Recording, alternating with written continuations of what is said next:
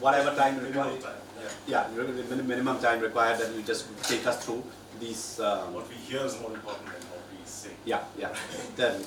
Okay, so participants of course, and one of them is of course journalism practice, and the other is studies in contemporary studies, so to say, and then advocacy and campaign work. So this component will obviously be of great importance there, and pedagogically I think the method would be to link the current with the contemporary, because it's media studies, like constant references to current media headlines, print, broadcast, online, and references back to how these can be contextualized in the broad sweep of contemporary Indian history. So contemporary India is like one of the key courses in the first semester, and briefly the course would deal with this kind of subject area. Of course, we have to be selective. We have to be selective in terms of the issues, and this is our judgment of what are really the salient issues that are likely to come up when you're looking at contemporary realities, current realities, and trying to contextualize these in terms of the recent past. So, firstly, it's of course the remarkable and unique status that India has as a multilinguistic state with stable and durable democratic practices. And of course, democratic practices is normally understood to mean majority rule, but there's also the obvious danger, majoritarianism, which increasingly all over the world people are beginning to have to reckon with. And of course, I think this is very important to go back to the early imagining, because there's also this conception that it's an eternal and it's a given, that it's not something that's being created in everyday life. So, and I think this particular episode I've chosen, Speak Collectively, Gandhi, Tagore, Ambedkar, offers very important insights to understand how current forms of association are under stress and possibly could be reconstructed and repaired. And then we come to the independence, drafting of the constitution, the objectives, resolution, fundamental rights, how these have been interpreted over the years, and one of the key issues that we've faced as highly hierarchical society, trying to adopt the equality as a constitutional principle, is to reconcile day-to-day practice with the commands of the constitution, and how those complexities have been negotiated over the years. And then, of course, the political component is the reorganization of states and sustenance of the Congress system, the erosion of Congress dominance, political and economic crises, and the internal emergency in 1975. Most of us students will have no first-hand experience, but very dim kind of textual exposure to what that was all about. The 1980s and the emergence of new political forces, the Mandal movements, the new divergences and consolidations in the millennium. That's divergence, I understand, to, in a sense, the inability of the Congress to contain all these forces, and how that impacted upon the party system. And India's foreign policy, the neighborhood and beyond. I think the neighborhood is very decisive for understanding India's foreign policy, because a lot of our engagements with the wider world is determined by our relationship within the neighborhood, and by the historical kind of process by which these are shaped. And then a detailed study of 3 general elections, which I imagine would be a week each, 2004, 2009, 2014, 3-4 classes to each of these, to understand how the mechanics of how the election process works, how parties organize themselves, fight, campaign, and leading up to the final result. And then, of course, these are very important themes. In fact, there's a whole course being taught on cricket nationalism in our university, in the liberal arts faculty. But I think it's very important for us to teach that for understanding our contemporary India. For all journalism students, cricket nationalism from the World Cup, that's really the point of inflection. This mood, the national fervor for the sport starts really mounting. And then, of course, the magic of Bollywood and part of regional film. Regional film, of course, more pertinent to the south, but also elsewhere. So that is, in 3 minutes, our 15-week 3-credit course, 45 lectures in 3 minutes. So if you have any comments. And just a brief mention of the learning outcomes. Yeah, these are the books that we have thought of. Whereas Kothari, of course, I regard as a seminal thinker on Indian democracy. So there are two of his books. Ramsnath Guha is an amazingly comprehensive compendium, although I'm sure many of us wouldn't agree with all that he says. I'm sure Aftosh is skeptical about some his thesis. Zoya Hassan, I think, he studied the party system very well. Paul Morask and the CSD's analysis of general elections from over the years, which are very valuable work. And briefly, learning outcomes, I won't go through this for all the courses, but briefly it will be a fact-based course, except for a brief conceptual component involved in understanding early debates on the character of Indian nationalism. The course would enable students to gain more within contemporary political milieu and quickly respond to events as they occur, place them in broader historical context and to comparative perspectives, and to understand the unique character. So that is it, broadly speaking. So if you have any comments, either right now or after the next three. Yeah, we are. What we are doing is that though we are recording it so that this. Partosh, why don't you? Omissions or since you have a reputation, whatever. Any thoughts that you have? Sure, I'll just try and be brief. The only thing I would, this comes from recent experience, and I hate to be saying that, but I think somewhere up there, Savarkar, yeah, the RSS, understand the other side. I think we have to today, sitting back, look back at the 20th century and figures that a lot of us had wanted to be peripheral are no longer peripheral. So I think Savarkar or sits there. Shyam Mukherjee or Deen Dayal Upadhyay, whichever. That's the same story, but I mean in terms of the ideology, it starts with Savarkar and Golwalkar. The others are peripheral to the actual story, I mean in terms of organization building.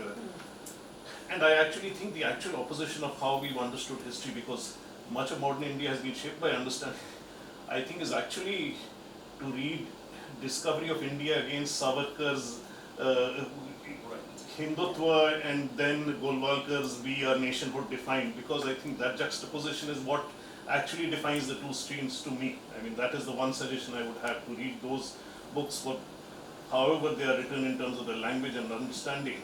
But in popular discourse, I think those are the two books actually that shape one way of thinking or the other. Yeah, thank you. That's a very valuable point. Of course, we do deal with a bit of reacting to that textualism in their own kind of positing of nationalist ideology. But yeah, that's very important. Sukumar, just a few additional inputs I think would be useful. A little more on the economy. I see only one reference. We have a separate course. You have a separate course. Next. Okay. Yeah. So maybe at this stage you can just give a broad outline. Nehru, Indira Gandhi, okay. Mixed economy, Indira Gandhi, Garibi Hatao, 1991, Manmohan Singh, just a broad outline, more in terms of a political economy rather than economy, because as I noticed you have a separate course which deals specifically with economy. So maybe in just the outline, in the introduction, you could add a little bit more to it. Secondly, I'm not very clear why you should only focus on the last 3 elections. We've had 16 elections. You could argue that there have been some very, very important elections. You know, you could talk about 1967, you could talk about 80, you could talk about 77, you could talk about 89. So, you know, maybe it's important to look at elections as a whole and then focus on the last 3 because you want it to be contemporary. These are my just preliminary observations. So I'm very impressed by the way you conceived of this. Now, I think what's interesting is that, you know, the critique of historians is that they stop with partition. I think we need to also bring partition into the discourse in some way, because I think the metatropes that were, you know, sort of that partition released and is still with us is something that we need to take note of. So maybe, I don't know, I don't think we should overload the kids, poor things, they're just coming in straight from school and all that. But at the same time, for a more holistic thing. And I think for us as journalists, I think it's important to look at legislation I know that you probably have a very strong law this thing, but I think legislation that has emanated out of the Constitution. And here I think the Working Journalists Act is very, very important, because it is a promise and a promise denial, both. So I think we need to take note of that. If we could do that, that would be good. I think the 1991, the change in the whole liberalization and the impact it has had on the business model of newspapers and magazines and all the other media houses, television channels and so on. It's very, very important. So I think instead of just seeing it as a, I think it is a turning point of sorts, just like the emergency was in the political economy. So for journalism, I think that is a turning point, and I think it needs to be looked at very seriously. I think I'll stop here. I agree with all the other points made so far. We'll have a course on the history of Indian media. Okay. Thing is, you can maybe get the outline, the course identification semester-wise, which you already prepared, printed and distributed so that they get. It was a broad kind of. Roughly that's what we need. Okay. This is the first semester. We will have little more of awareness and teaching about militancy, insurgency, wars. I think the presumption in all the courses about modern India is that India is an idea is complete. It's it's an incomplete state. So I think we need to sensitize the students to it. So to that extent, I hope you will also be adding some more books which are less academic, more journalistic non-fiction writing, like maybe V.S. Naipaul or other books of the genre. Because and third thing is to what ma'am said. I don't agree with her. I think you should just shake up the kids, because I have been teaching in Times School of Journalism for the last 4 years. It's so pathetic, especially because these kids have BAs or BTechs from premier institutes, but when they come into the classroom, they're like zombies. I think our kids are coming from high school. High So it's a school. BA program. True, But still, but I'm saying that schooling, the mugging up business is there. They're expecting the teachers to deliver them written answers and all that. I think you need to shake them up, and one way to shake them up is to board them with great books and get them to, maybe before the course begins, commercial reading. Chetan Bhagat. So this insurgency part I'm saying is because I've been covering defense and intelligence for the last 2 decades. One of the things which is most appalling about Indian journalists is how easily they get jingoistic. Look at the Kashmir coverage, the insurgencies. I think it's very sad. We need to give that sense of empathy and that compassion to them through these courses. I hope. Kashmir and Northeast and so on. All of them. Look, Yes. statistically, India is home to the world's oldest live insurgencies, and we don't talk about it. And it's not anymore considered a failure of the state. That's it. Thank you. Radhika.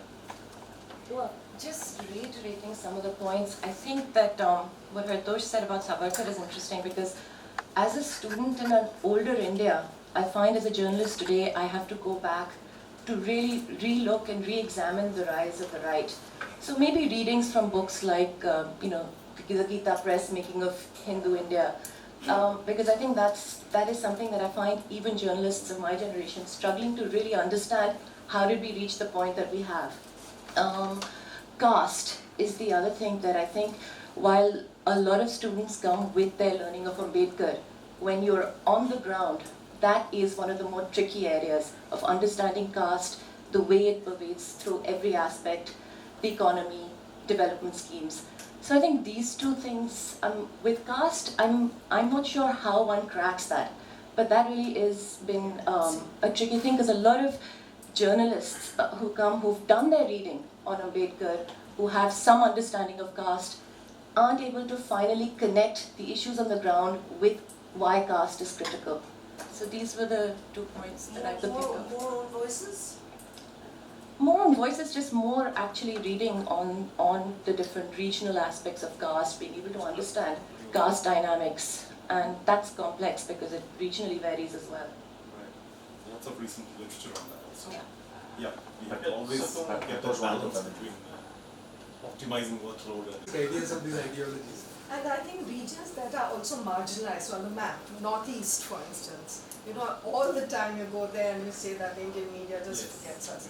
And other regions, in the country. Maybe one of the field trips would be Conceptual Yes, component. absolutely. Now our School of International Affairs students and Public Policy students actually do a full-fledged internship in Northeast. But Kashmir would be also interesting, but I don't know. Liberal arts students are doing it, but yeah, it's a little complex one to engage. So one quick thing, I'm a little concerned about the ability to take on sort of books-based readings of this kind is, this generation actually has a big challenge. While all of us as teachers have this aspiration to give to our students the best possible, some of these things I would like to suggest that should be integrated with articles by even the same authors, which may be more like book chapters and shorter pieces as opposed to the expectation of a book with 7 courses and It would have to be chapters from. yeah. So why don't you have like in the West? Right people, but they just have to, then the whole class becomes an exercise for them to actually, make them understand what the materials are. It's actually very important, the point of view. Okay. So there could be a class is on this book, Yes. and you're going to be tested on whether you actually read the book. I mean, that's one way. But you know what the students do? They read Wikipedia and come.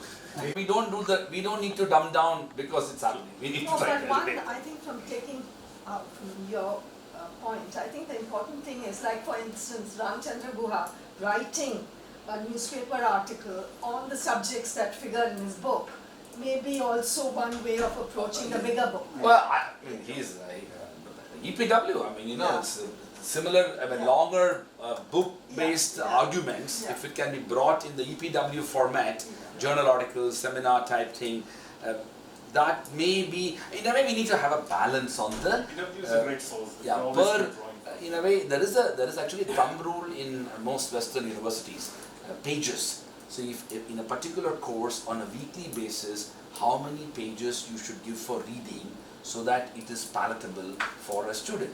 There are very established norms.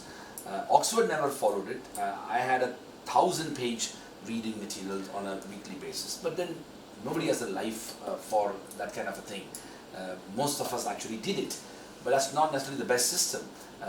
US universities have a more limited page numbers, pages, which you're expected to. People may do more, but at least we as a faculty you need to be conscious of it. I think the point that Josie had made may help. Well, some of the readings, to read a Gandhi or a Nehru or a Tagore or a Savarkar actually is quite easy, and they should actually be reading those originals because the reading is easy. But then journalistic, I think Naipaul in many ways is a great person to be reading for a lot of stuff, whichever way. I think Rajni Kothari is something you'll have to give them rather than because I doubt if I get one chapter from each of those. But also concepts, the Congress system, for instance. Congress, yeah, exactly. Concepts that he has dealt upon. I think that can be. if somebody has to read them Yeah, Rajni yeah, Kothari, yeah, We can read it to Rajan, you were not there while she's, because though she's joined, but she's going to actually technically join only in June. Yes. So what are your inputs? No, I just wanted to say that just to take that point forward, as a literature student, I think one of the ways to make this information more accessible is to look at fiction, which deals with those periods. It's easier for them to read fiction, and it does give them a context of what kind of fiction was being written, so just as a recommended reading list. Okay. The reading list has to. Chowdhury's Picador, a book of Indian literature. It's Yeah. a very good compendium. Yeah. And it has a fair degree of history as well. Some translations of regional Regional stories and writing, so on. yeah. That was also. Yeah, it's something. It's a challenge. I agree that getting the optimum reading list is a lot of this is very heavy. Paul Brass is very important in terms of his reflections on current reality, including political violence. What you could do is sort of mix a bit of some of the popular writing also. I mean, Dominic Lapierre, Freedom at Midnight kind of thing. Maybe not the whole book, but just take out a chunk from it. Just so that you sort of Ketu Menda's mix the words. Yes, Maybe the the whole stuff. Yes. It is very mafia. Mafia and so. Yeah. Yeah, in that sense, that's when you make a difference between a sort of a BA history courses, history curriculum and media and communications sort of contemporary India course. There's a Sure, lot there's of a bit of good history and a bit journalistic. of political science, more political science. I mean, these would be categorized as political science, more than history.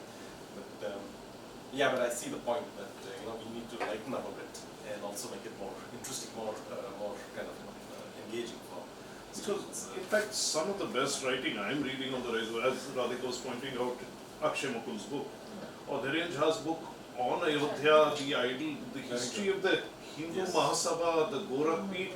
It's much better than any academic writing because this is actually shaping what is happening and it is written in a way which is very readable actually. Yeah, the book, the two jars on Ayodhya is very interesting. There is a cottage industry. The new book is also out. Yeah, yeah. So thank you so much. Shall we move on? I mean, the next course. Yeah, thanks so much. I mean, it's unbelievable. A bunch of journalists and highly disciplined. I mean, we've not only just stuck to time, we actually finished before time. To the first session. There's still three Journalists more. love to listen to their There's own still three voice. more to deal with. Okay, so the next component that we have actually is media and society theory and practice. No, we're not finished yet. That's funny, of course. You're Indian celebrating. economy, Your of celebration is a little something that's current, and that is you read the papers every day. You see these debates about GDP growth and what does it mean, and all kinds of theories being floated around. You also find a big kind of catfight between two very eminent, globally renowned economists like Kissen and Jagdish Bhagwati just a few years back, 3 years back. Still But, on. what is growth Very about? much so. Yeah, so, and the media getting kind of feasting of it because it is great fun, but not contributing anything by way of insights. So, from that you kind of get back into excavating what does it mean. So, you can't avoid a little bit of the technical stuff. So the fundamentals of national income accounting, it's very important to just get a basic idea of that. And the point that this is the anatomy of the system, this is the way the parts of the system relate to each other, doesn't tell you about the system, how the system evolves. That's part of the wisdom of economics. But it's like taken to mean that this is the beginning and end of economics. GDP growth is all that you need to know.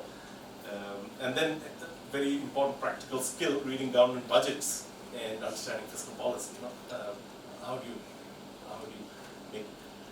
understand the logic of a budget speech, and how do you relate it to those documents? Because those documents are like mountains of figures, which normally people get completely intimidated by. But there are these linkages which you can unravel. And then you go back to early history, because most students would be just post 1991. I mean, what a century of liberalization. So nobody's going to have a familiarity with pre-liberalization India. And there is such a reality which perhaps is relevant. So there's the Nehruvian, as Pankaj was saying, Nehruvian approach and its crisis in the mid-60s, the subsequent dynamic between liberalization. That is a long debate. It was finally settled in 91, but that debate started in the mid-60s. In the 50s, but in the mid-60s is when the liberalization case gained a measure of strength. And the self-sufficiency oriented strategy. And the key events of the 1970s, foreign payments crisis and the new equilibrium, political crisis of the 1970s, which we deal with in the earlier in the course we just described. How does it connect to the crisis in the economy, the inflationary crisis, the food riots, and so on. Kids today would be surprised to know that just as recently as in their parents' school days, there were actually food riots in parts of this country. Changing dynamics between agriculture and other sectors, farmer unrest of the 1980s. You remember the big movements of farmers in the south, Swami, Tikait here, and so on. The power century of liberalization, economic inequality, very important. It's now becoming more and more salient. It's been talked about for a long time. It was the word that couldn't be spoken about. And then the structural transformations, the emergence of the knowledge-based economy, and the lag in manufacturing competence.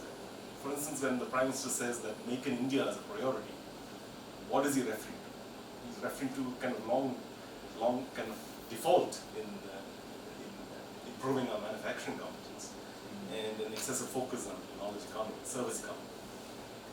The emergence of new entrepreneurial classes, and then stock market boom, very important, I think, for students to understand what that is about. There's so much hype around it that we often tend to mistake this appearance for the substance, the reality. So that's it. Again, learning outcomes are very similar to what the reading list you might be interested in. I welcome any additions to this because I have not been able to get something that is appropriate for undergraduate studies. Amit Bhadri and Deepak Nair, a layperson's guide, as the title indicates, is possibly a good kind of primer. Amartya Sen and Jean Drèze, both recent books, two different points of view. Jagdish Bhagwati, Pangaria, arguing one point, Amartya Sen and Jean Drèze another point. And then of course, economic surveys of the, with the old appendix of statistics and so on. So that again, three pieces. Varanja, you want No, I meant is that, since you're talking about Nehruvian, the whole concept of a mixed economy, why Nehru thought of a mixed economy, what happened after that, Indira Gandhi, liberalization, the center of India's polity shifting rightwards, this becomes a good opportunity, as Josie was earlier saying, to teach these concepts. I mean, what did this word capitalism mean? What did this word socialism mean? How have the meanings of these words evolved over the years and over the decades? The whole notion of a public sector and a private sector. Because, in many ways, India's experience has also been unique as far as the economy is concerned. And also, similar to other parts. So when you talk about capitalism, what kind of capitalism? China-style capitalism, state-led capitalism, US-style. So this could become, when you talk about world orders old and new, it could link the second part with the third part in a sense. This could be also a bridge. That's Find a fascinating figure who gets underplayed and is responsible for structures that still continue is Mahalanobis, because Nehru only comes to this through Mahalanobis. And why I'm saying that is because to understand the economy, we need to understand our data generating structures. So quite even apart from the planning, What's a census? from the census to all the economic survey data, where did they started, what resulted in our data, how good our data is, because that debate is actually quite important. How do we look at the data, how do we analyze it? And from Could you tell us a little bit about that? I'm not as familiar. Mahalanobis was the There are questions right now about India's new GDP numbers. Okay. And what has happened is that India had probably the world's greatest statistical history statistics. Mahalanobis, an Indian statistical institute. I see. From there we have come to a state where looking like Chinese. We are fudging their But there's a very long debate about whether we are or are not funding data. What the question is about which kind of model we use for data analysis and the kind of numbers that's subsequently throwing out, and whether those are accurate or not, and whether we are inflating that data to make ourselves look better. And it is a debate, it's a legitimate debate. She knows very well. Yeah. She knows the subject very well. Her father is one of the key players in the debate. Be that as it may. But all I'm saying is, She grew up with Just saying it's a legitimate debate. yeah, if you look at the political economy, it's also very, very important because you look at the trajectory of what was Mahalanobis. And Mahalanobis, in a sense, many today criticize him for implanting the quote-unquote Soviet model on India, which Nehru That's was. where it comes from. No, so Nehru was enamored of Mahalanobis. The then finance minister had threatened that he's more powerful than me. This setting up of the planning commission. It was really, outside yes, Yeah. constitution. yes, that's correct. And then you have today at Also smart. the end of the planning commission. This course could be a good way to introduce them to some global economic academic concepts like whether it's import substitution, whether it's comparative advantage, or all that as it's a little more of the same because most The students. concepts. Yeah, Our concepts. Yeah. objective is to keep these fact-based, but we'll have to deal with those. No, very concepts. simple thing like Washington Consensus and what does it mean for the world. It's Yeah, not that that- is in the What world is orders. what is a WTO? What does it do? Yeah, simple things. I mean, What I'm saying, you can link the first and the second, the second and the third part quite easily. The latter part of it, you can then go on to world orders where you can move from here quite easily to the next section. maybe a little bit about the Green Revolution, the White Revolution, the sort of those developments in agriculture specifically, and what point that died down, and whether there's a shift of focus from agriculture to a more industries and service-based economy without the kind of innovations that we were seeing. Maybe a component on that? Yeah, yeah. And That linkage between the sectors, Yeah. that's very important. And being generalist, I think you should maybe give them an idea of the comparison to other global economies to show how wealth is concentrated in the hands of a few, and we have very serious dysfunctionality in the way we perceive liberalism. So that is something that people are not aware of, and I think might help. Yeah, it's like I think- a friend of us all, Mr. Sainath, keeps saying that there is no coverage of Maybe your textbook's cover photo could be anti. There really is It's a- very important there really to is a- Radhika, you want to get them Yeah, interested. no, this is a course I'd like to come and sit in on. But yeah, I mean, I think the two assignments that I've struggled with in the last 20 years is the GDP and measuring poverty. I think if we can spend an entire lifetime trying to look at the debates around that, I think the poverty debates are, Measuring poverty is complicated. yeah. And Made it I more think maybe and just It's more complicated. GDP Maybe is just- also very absolutely. complicated. So maybe just introducing that, and of course sort of correlating it to some of the debates which are your sort of current affairs, whether it's the right to food, Manrega, the dam debates. Certainly that plays out almost every single day. So Land it's- acquisitions. Yeah. I mean, I didn't complete it what Hatosh said, you know, I mean, you can sort of make it very, very contemporary, because from planning you now are in you're in the Niti Aayog, where the planning commission, the institution itself became a dirty phrase. So propaganda. Yes. It's So, Kumar, one thing I feel maybe considered is that, you know, can we, I like what you've articulated, but this is still, to me, a traditional course on sort of economy. Can we infuse a case study of India-China comparison?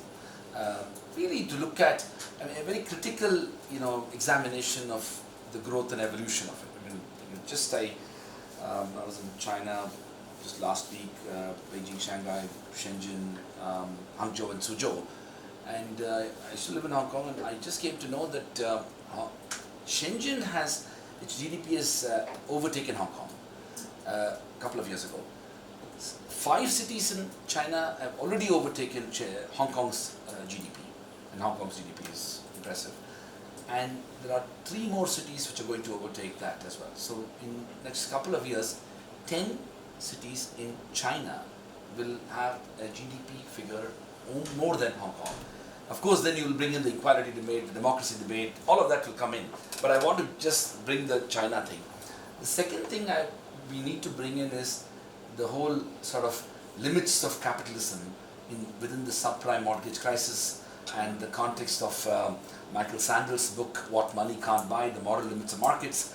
We want to challenge the thinking that, you know, in a way, one of the things which is very difficult to do, depending upon who teaches, is that how do you critique the left and conscious of the right, and make the students understand the complexities of both sides of evolution.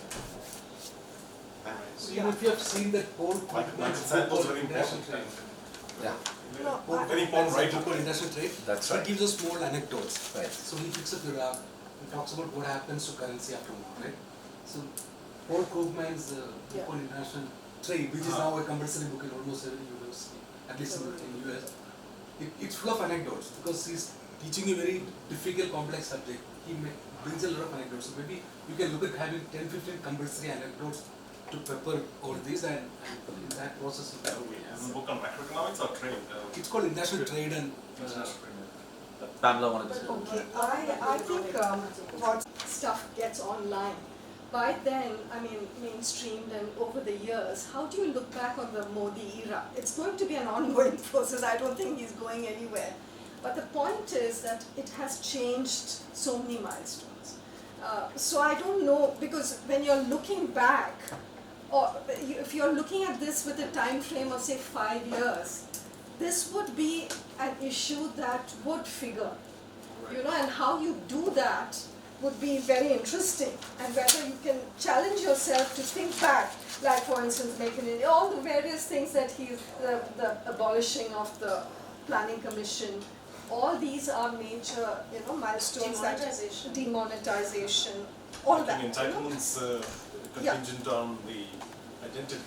That's also, I think, is key. And the other thing is South Asia. If you're looking at it, because I noticed in your opening remarks you had flagged South Asia. I think the importance of India vis-a-vis South Asia is an important, even in terms of you know, information flows. And here I would also go back to the world order and information order. You know, I mean, the old concept is a very useful one. I think it's still with us in the world of social media, in the sense that where does information emanate and where does it go, and who does it influence? I think that's a question that remains with us, and it is actually a political economy question as well. So, Bhutan's experiment with Happiness. Actually, Amartya Sen has a project now on happiness. Yes, that's correct. Yeah. so the next one now, So world orders, new, old and new. I have 15 minutes for the next 2 calls. Okay. So Technically, we've titled it World Orders Old and New. We're paying homage to Noam Chomsky there. So, and he's also on the current reality, contemporary global scenario on the populist rebellion system, sweeping aside older and established orders. And economic and political damage, including security aspects. Like, you know, it's important to see the current kind of discord over NATO, for instance. When Donald Trump says that he's stationing missile defense systems in South Korea to deal with the North Korean threat, and then says South Korea is going to pay up $1 billion, and South Korea refuses. It is, you know, that is a point of reference back to the 50s when the whole global security architecture was put in place. And so you go to this main pillars of world order that emerged after World War II, and substantive power structures. You have the formal kind of global organization of the United Nations and its constitutional bodies. And what is the substantive power structure? That's the IMF World Bank gap, something I think mentioned, the WTO gap. That's, so this is where, you know, we bring in the consideration of the Washington Consensus and what the WTO means. Security architecture, NATO and the Warsaw Pact, the dynamics of decolonization, how this whole, the dynamics of decolonization sharpen the whole conflict between East and West. And the economic instabilities of the early phase of post-war growth, which was based on fixed exchange rates and volatility of the gold into dollar, of the dollar into gold. And the interlocking dynamics of the politics of the Cold War, ideological competition between Eastern and Western blocs. Then, of course, by the 70s, Europe and Japan are back on the world scene as big players, big hitters. The European integration project begins, very relevant today with Brexit and the whole European project seems to be under threat. The origins of the Second World War, the unraveling of the older order based on fixed exchange rates. This is 1980s onwards, you know, the triumph of liberalism, neoliberalism. India, China, 1990s, they joined the party in an onward march of globalization, the unipolar world order, and the unraveling of the unipolar world order from the war in Iraq to the 2008 global financial meltdown. I think what we are living through right now is still very much the legacy of 2008, you know, the entire scenario of challenging the older orders. So those are very end, the continuing repercussions. So, you know, start with current, take a circuit over history and come back to what's happening today. So that's the kind of structure of the course. So this is more a geopolitical sort of Yeah, because, you know, they would be also engaged with international affairs. and Right. just be looking at House kind of calendar. There is a large picture, the broad sweep, which we have to deal with. Within that, several smaller narratives which have to be provided. So, which of those we would, we would give special emphasis on is still something that needs to be determined. you know, certainly the early 60s would merit less attention. For instance, Vietnam would not be very, So very for large in example, that. Nehru's foreign policy and the debates that have emanated from that in the context of India, is that That goes in the contemporary India section, but you know, there will always be back and forth reference between this. Sure. See, this is second semester. I should add this. The other one, contemporary India, is first semester. So this in the following course, which is the Indian political system, are second semester. So in a sense, they are marking the continuities from the first semester. Yes, You know, I think also the protests that came with it, like Seattle was a very major sort of response. So I think when you talk of world order, I think we should also look at the challenges to the world order that have come from various parts of the world, you know. If that can be flagged. However, you know, fleetingly, I think it needs to be flagged because it just expands the mind on these issues. And also I think foreign policy, someone raised the issue of foreign policy. I think India's contemporary foreign policy is important vis-a-vis the world order, how it has changed from a, say, pro-Moscow, you know, sort of non-aligned to what we see today.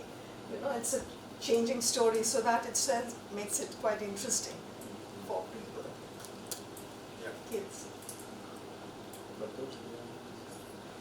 Just one thing, I think it's an economic issue because when the debate always gets framed in terms of the fall of the left, the communists, I think the real debate now that is playing out is simply the question of liberalism and growth and how that deals with inequity.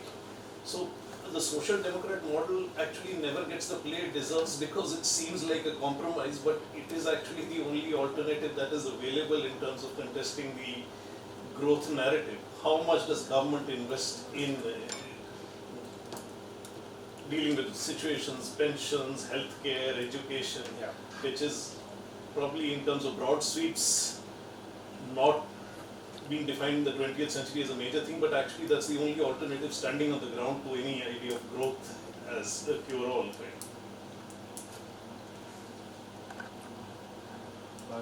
Yeah, that refers back to the 1950s when you had the whole modeling put in place, the welfare state model in Europe and so on. And how that unraveled in terms of the 80s. Neoliberalism and the reversal of those principles. Of course, in Europe, the resistance was stronger. It was not like the US where they managed to dismantle. They just voted down the Healthcare Act yesterday. So, so there is that wouldn't happen in Europe. That would resist. There'd be protests in the street and so on. So yeah, you know, there are specific, narrow, focused narratives which we have to build into this. And thanks for the suggestion. We'll have to talk this over and writing up a week by week kind of schedule, looking at feasibility, because invariably you intend to do something in an hour, it will take 2. So you know that is another challenge that we have to. I'd say 3, 4. Yeah. So because things seem so obvious to you, but when you start talking about it, you realize that it's not so obvious, and you're clarifying a lot of the thoughts to yourself as you go along, and the kids will demand more. So there's all these issues to be dealt with. Is Africa missing from the course? In the sense that African decolonization is a key. I presume we will bring in the non-aligned key, movement also. NAM. Yes, yeah, we should. Yeah, African yeah, Latin America. How did I forget that? NAM should come here. African Latin There's America. no discourse on NAM in the general in contemporary India at all, and you don't see People don't even remember it Exactly, exists. that's the point I was making about Nehru's foreign policy as a sort of way of looking at a lot of the debates. Takes you everywhere from Palestine to and also that's related to the It's a great way to Singapore introduce the world to the Constitution order. students, the Nehruvian foreign policy. Right. It's a great way to introduce the world because Very after that we interesting have been like the Mughals inward looking, no? Nehruvian foreign policy vis-a-vis China, we've been, No, but that's a we good haven't way been to, able to it's a good way to explain. explain You it. look at in fact forming China, as your Vice Chancellor was saying, This is a good place as any to look at India, China, politics, economics, both. So very honestly, conceptually, I haven't been able to get my grip around this paper. So it seems, because the parts would suggest more a history of post-war Europe. So I'm a little not able to fully get this one. Yeah, well, I think, yeah, well, thank you. I will try to build that up. But you know, broadly, how I look at it is that there's a bipolar world structure which emerges, and then there's a movement towards unipolarity. And you know, this is becoming increasingly unstable. Now, you know, a unipolar world order seems, because there is one sheriff in town, seems to maintain that pretense of stability, because they all have to comply with the orders of the boss. But you know, when the boss is what's that famous line? The falcon, you know, the line from Falcon. Yes, Falcon. Understand the falcon. from The English cry of- poet, Oh, yes. Six forward. Yeah, Plus forward. Yeah. So that's the kind of conceptual thread. So that you know, increasing democratization, in a sense, competing with the compulsions of world order, because there are too many players and you can't harmonize all these different players. So that's possibly, thank you for that, I'll have to think about this for Also, more. I mean, if you're teaching them India and the history of contemporary India in the first semester, then you're like, were you wondering what the rest of the world was doing then? This. And sort of put that in context of this larger picture, right? Yeah, I guess they will mesh at some point. The one thing which does, once we start talking about it, the whole question of the idea of global terror and interventionism, because that is what has shaped the last 20 years. And 9/11 changed the world. But that's the unipolar world as well. The America is cop, super cop. No, I mean, yeah, there's a little more stress on the lives being lost to the modern world order. Look at the Rwanda massacre and all that. You know, it's no more even part of textbooks. Yeah. But that But will then- come You know, under the collapse of national consensus is another conceptual kind of rubric, because the ethnic claims are challenging the authority of the national state. So that is another, you know, the characteristic of New World Order, New World disorder, is that within the consensus emerged within nation states in the 50s, post decolonization, there was a broad kind of compact about power sharing and between ethnic communities, which has as we know, unraveled. You know? as we know so well, Yeah. we are seeing it happen. Yeah. So we kind of mirror global history in many ways, no? So so yeah, maybe that's a good conceptual framework under which to teach the goal. So you've got your last bit. The last one's I got 5 minutes. Yeah, that's the last one. Indian political system and constitution. Well, at least it happens. And again, we're looking at starting with what's happening currently and the factors driving political evolution. Law and the legislative process is one, and then there's of course the muddling through responses, contingent responses. So, for instance, the 42nd Amendment, the infamous one, 73rd, 74th Amendments on local self-government, illustration of the first, and the long period of coalition politics between 1999 and 2014 is an illustration of the second. You know? The innovation of outside support, for instance, which no other parliamentary democracy has that kind of concept. So how the Indian political system responds to different stimuli in different ways, and then looking back at early constitutional history, defining the equality ideal. This is one of the most contentious issues in the 50s. The First Amendment was brought in to neutralize the Supreme Court judgment on which struck down affirmative action. So, they said it's contrary to the equality ideal, affirmative action, whereas, then they introduced, the First Amendment said that no principle can be allowed to stand in the way. So is it an exception, or is it a firmer affirmation of the equality principle, or, there's that interesting debate which has been going on.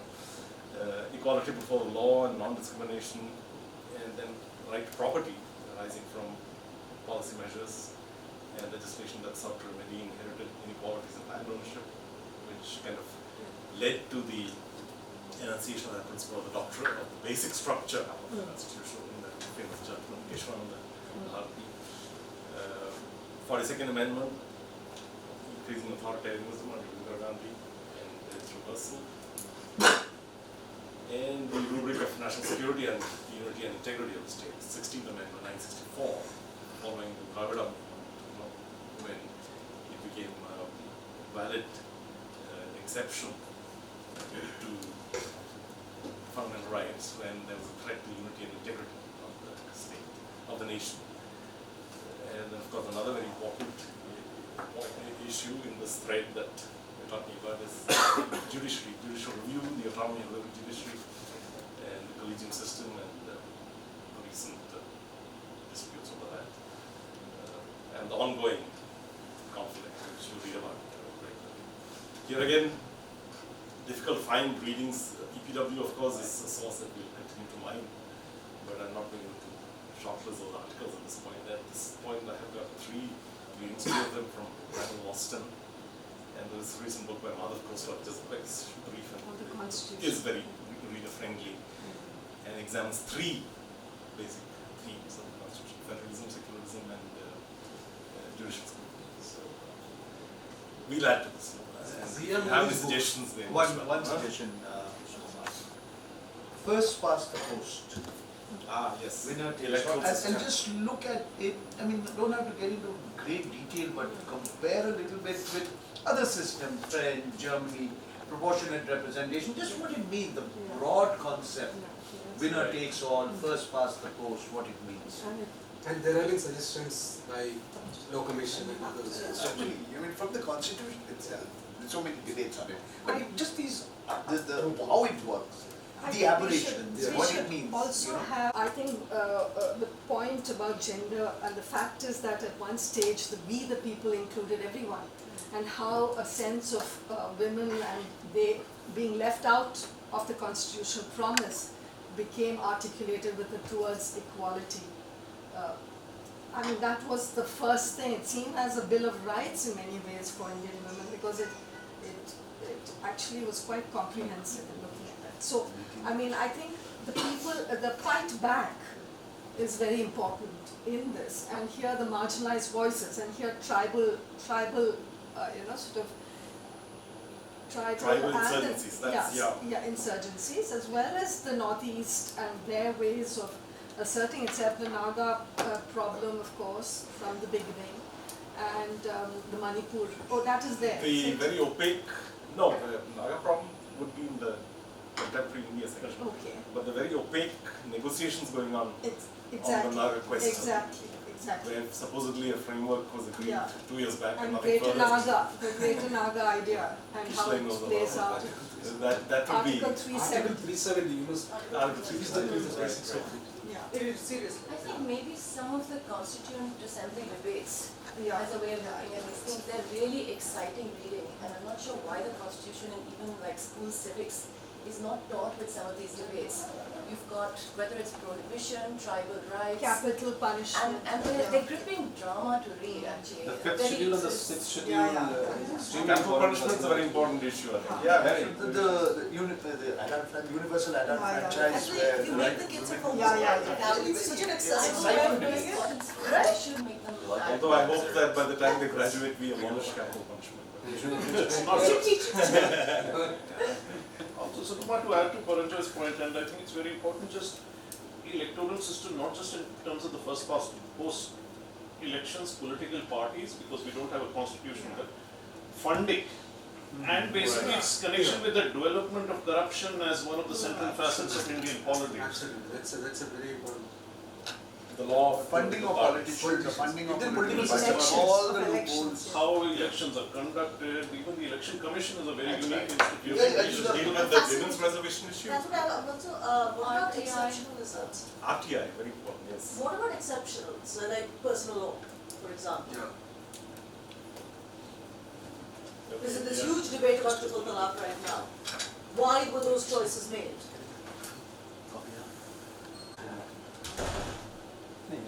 Untouchability. was outlawed, but the caste system wasn't. I think that's an important point to. And you may want to talk to Manoj with the his new book that he's working on is comparing how as laws tightened on delicate atrocities, how violence against them kept going up. So that's an interesting. Because you gave them a semi-protection. Protection, so the upper caste revolted, right?